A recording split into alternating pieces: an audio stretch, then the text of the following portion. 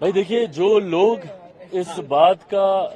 हो हल्ला मचाते हैं कि बिहार को विशेष राज्य का दर्जा नहीं मिला, विशेष राज्य का दर्जा नहीं मिला, ये वही विपक्ष के लोग हैं जिनके पास ये जानकारी का अभाव है कि इन्हीं की सरकार में, यूपीए की सरकार में मनमोहन सिंह जी के दौरान ही नीति आयोग में इस तरीके के प्रावधान किए गए थे जिसके बाद किसी भी राज्य को विशेष राज्य का दर्जा मिलना लगभग नामुमकिन के करीब हो गया था। बहरहाल हम लोग की मांग रही थी कि जब तक विशेष राज्य के दर्जे का दर्जा हम लोग को नहीं मिलता, स्पेशल पैकेजेस हम लोग को दिए जाएं। मैं धन्यवाद करूंगा मेरे प्रधानमंत्री आदरणीय नरेंद्र मोदी जी का, मैं धन्यवाद करूंगा हमारी वित्त मंत्री आदरणीय निर्मला सीतारमण जी का कि उन्होंने बिहार को जिस तरीके से स्पेशल पैकेजेस देकर, और मेरे लिए बिहारी होने के नाते खुशी की बात है, और मेरी पार्टी लोक जनशक्ति पार्टी रामविलास ने हमेशा बिहार फर्स्ट बिहारी फर्स्ट के विजन के साथ आगे बढ़ने का काम किया है। इस बजट में बिहार फर्स्ट बिहारी फर्स्ट को भी धरातल पर उतारने के प्रावधान दिए गए हैं। जहां एक तरफ इंफ्रास्ट्रक्चर इसमें मजबूती देने का काम किया गया है,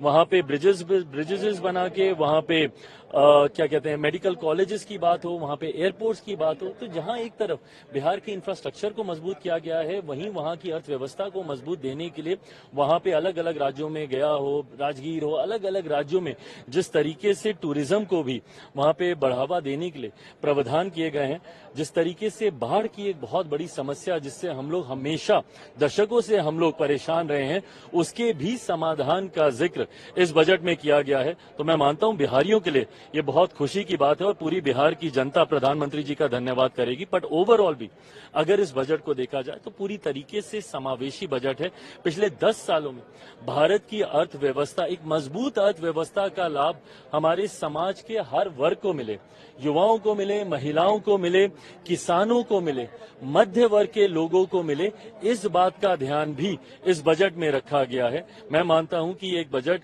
ऐसा बजट जो युवाओं से जुड़ी सबसे बड़ी समस्या बेरोजगारी का भी जिक्र करता है। एमएसएमई सेक्टर को जिस तरीके से मजबूती देने की बात की गई है, इसमें एमएसएमई सेक्टर एक रीढ़ की हड्डी है हमारे देश की अर्थव्यवस्था को लेकर। तो मैं मानता हूं कि विकसित भारत के निर्माण में ये एक मजबूत नींव की तरह इस बजट को देखा जा सकता है। सवाल कि आप कह रहे हैं समावेशी बजट है, सारे सांसद जो निकले विपक्ष के वो तो कह रहे हैं आंध्रा बिहार का बजट है, ये सरकार बचाने वाला बजट है। इन लोगों को अगर अपने राज्य में अगर गरीब नहीं दिखते, अपने राज्य में अगर इनको किसान नहीं दिखते, अपने राज्य में इनको मध्य वर्ग के लोग नहीं दिखते, अपने राज्य में इनको महिलाएं नहीं दिखती या युवा नहीं दिखते, तो मैं इनकी सोच के ऊपर कोई टिप्पणी नहीं करूंगा। जब इन हर इस वर्ग का जिक्र किया गया तो इस वर्ग से आने वाले हर व्यक्ति, भले वो किसी भी राज्य में रहता हो, उसकी सुविधा का जिक्र किया गया। जब आम आदमी की आमदनी को बढ़ाने का